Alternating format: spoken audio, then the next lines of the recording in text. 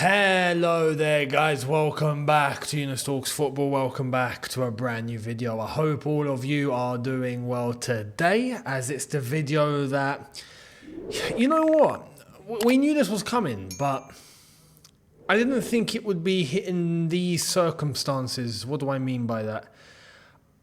After what we went through in that Liverpool game at Wembley, where respectfully, we threw it away against half a team of kids. And then the follow-up for some of our league form and the way that it's been and all of that. We are heading into a game against Manchester City where, am I mistaken in saying that we're all kind of a little bit confident? This is going to sound weird because I'd be the first one to come on here and tell you, look, I think we're losing against City. But we are being handed a set of circumstances that comes into our favour. Again. How many chances do we have to get this season? Things are... Look, aside from the injuries, which we've been hit the most, I think, but other teams have been hit too. We keep getting set free hands here, literally, like, here's another opportunity, here's another opportunity, here's another opportunity, and it's just, we really should count our blessings. We really should. And what do I mean by all of that? We are heading into an FA Cup semi-final. After Man City have just played 120 minutes and penalties against Real Madrid, and half of the team have nearly had all of their legs fallen off. That's what we're coming up against. It's an opportunity. It's another opportunity here. Because Chelsea, even in our bad form, we come up against the big teams and we at least show up. Now, the one concern that I have is our team being, you can say, upstaged by the occasion. What do I mean by that? It's without question that the final against Liverpool at Wembley, we blew it and we bottled it because, well, rightfully so. In the essence of the word, we bottled it. The players just froze. Why? Because they're young, they're inexperienced, there's no leaders, there's no one to show them the way, blah, blah, blah, blah, blah. We know the story, we know the gist. I'm worried about the same thing happening again because you're just not going to get that to shift with a blink of an eye when you have an entire squad of young players that clearly still show elements of immaturity. We saw what happened, the whole penalty scandal, and fair play to Pochettino. Finally, we are starting to hear him sound like a Chelsea gaffer when he says what he says. And look, I hope it's not just words, because if something like that happens again, I will be waiting for Pochettino to come down hard, and correctly so. Correctly so. What do I mean by that? He promised if that sort of madness happens again, everyone's paying a price here. Cool, fantastic. That's what I want to hear. If it does happen again, which I don't expect it to, then I'm sorry. I need to see, not literally, but I need to see death sentences out here. Like, I need to see, I need to see players pinned to the wall. So this is where my concern comes in. Do I believe that the players are going to be able to compose themselves throughout 90 minutes against a team that have been there, done it, worn the t-shirt, knows what it takes to really get deep and dirty to claw a result? They nearly done that against Real Madrid. And this is where I want to talk about Man City a little bit. Some people are saying, oh, Man City, they're not the same Man City.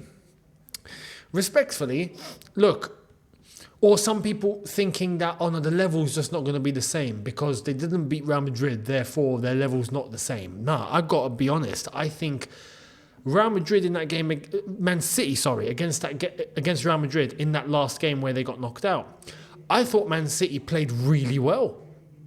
But Real Madrid played really well. It was just two teams playing in a way that they wanted to play very well, cancelling each other out and going to pens. Man City did not play badly, in my opinion. Some Man City fans will go, nah, maybe a little micro mistake here, a little micro detail here, blah, blah, blah. But overall, I think they played well. Real Madrid defended very, very well. very, very well, and that was the game plan. Man City overall, though, with their game plan, played really well, and the occasions that they managed to get by getting through that really hard defensive Real Madrid wasn't easy. It's not anyone that can do that, and they managed to get that equaliser through KDB, and then they took it to extra time, and they played well. If Man City brought that level to the semi-final against Chelsea, I'll be honest, I think we'd get destroyed. I just don't think there's even a debate. If Man City brought that same level.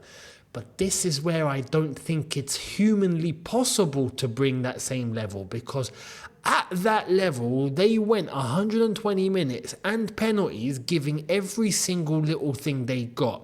Had Thursday to recover, Friday to recover, and now on Saturday they've got to play a semi-final against us. This is where I think we might have an advantage. This is where I look and I think, you know what, maybe we might just do it. Maybe. If it wasn't for that, I'd be coming on here and telling you guys, listen, long day. Long day. Long day. Because at this stage of the season, Man City turned it on. And they did. But Real Madrid turned it on that bit more. And that's why they went through. And Man City got knocked out. However, they still have a league title to fight for. They still have the FA Cup to fight for. They are in this FA Cup. It would be a disaster if they got knocked out on the weekend. I think that the Thursday and Friday that we've seen has been focused only on recovery, get the players back up to 100% as much as possible, or as many percent as possible, and then send them out into the semi-final. So I think they will be somewhat fresh to an extent. If they've been doing just recovery, I think they'll be okay. But this is where I think there is a way that Chelsea have to manage the game. And it's kind of the opposite of what we've been doing lately. What do I mean by that? We normally get an early goal, 2 early goals, and then we bottle it, we throw it away, or, like the game against Everton, we actually managed to follow it through. Now that was thanks to Cole Palmer. How do I think Chelsea need to play this game? I think it's a matter of getting through the first half an hour. Get through the first half an hour unscathed, and let me tell you, it will be without question Man City will get tired. They have to.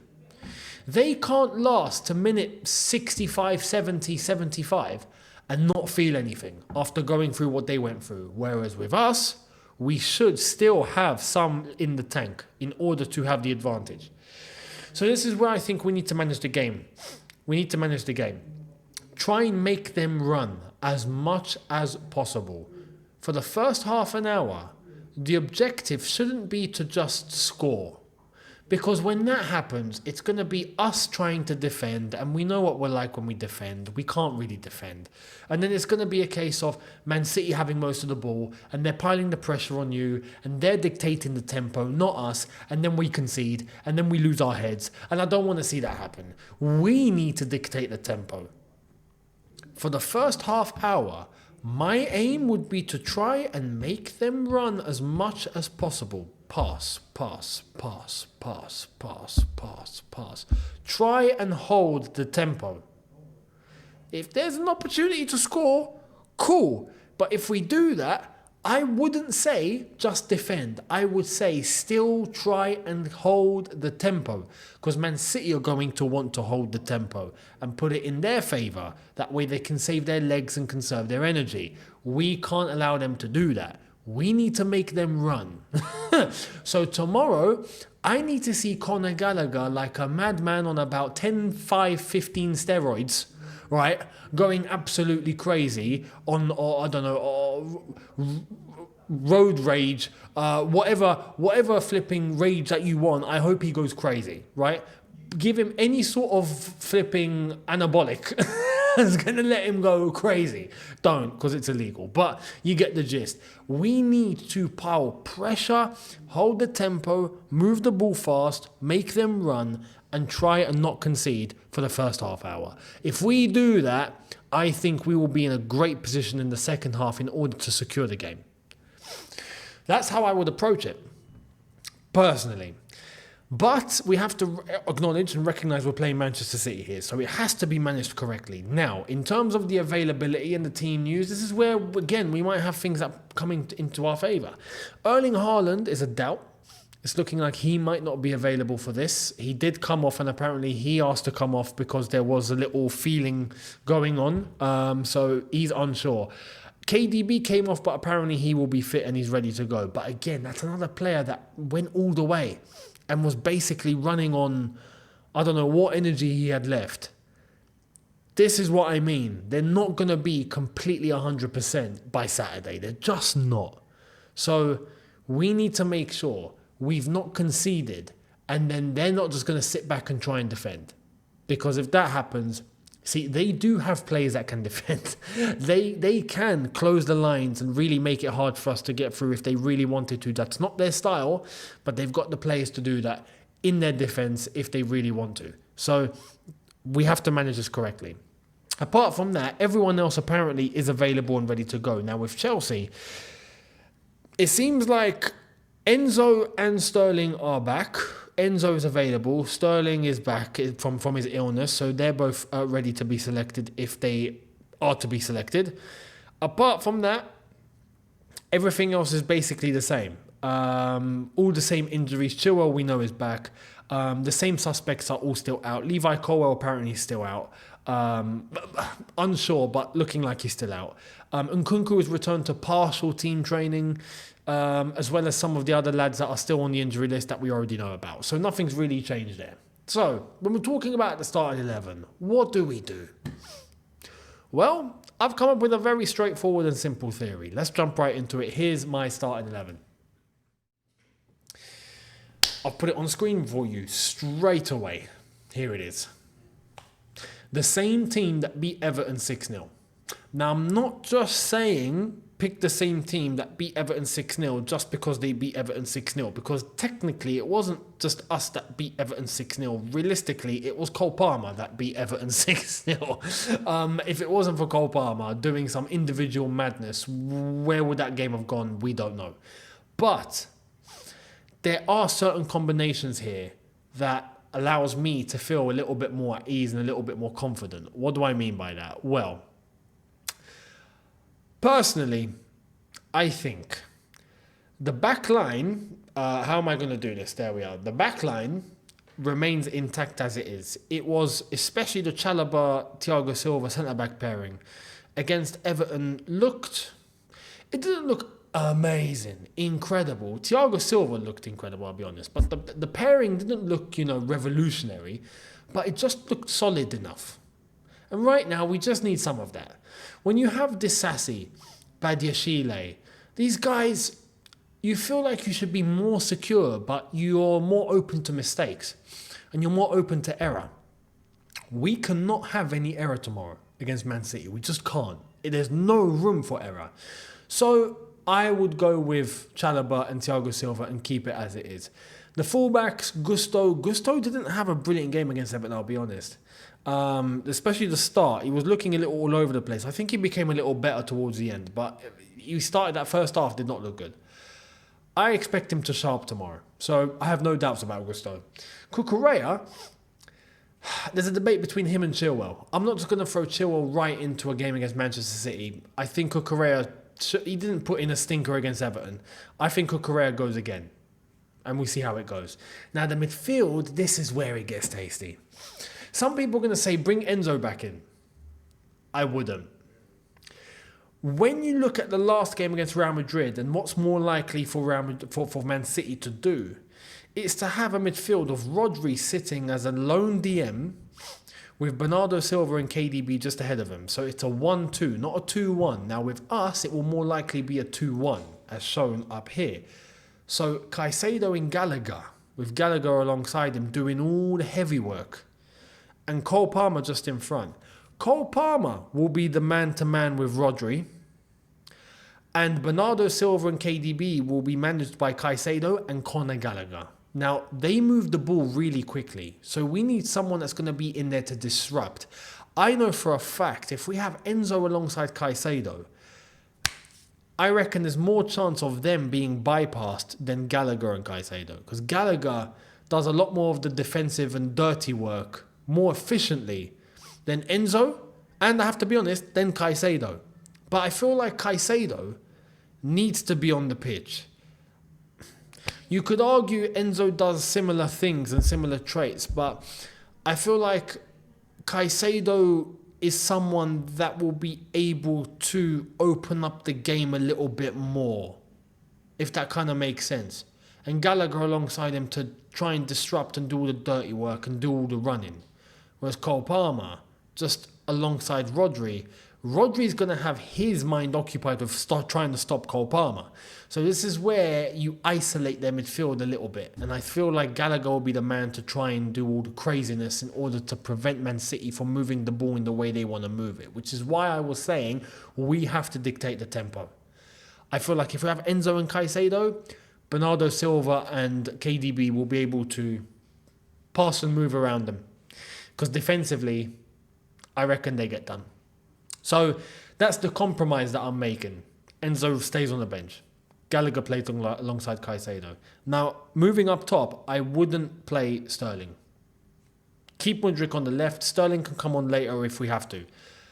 The rest, I don't really need to speak about. Palmer, beyond proved himself.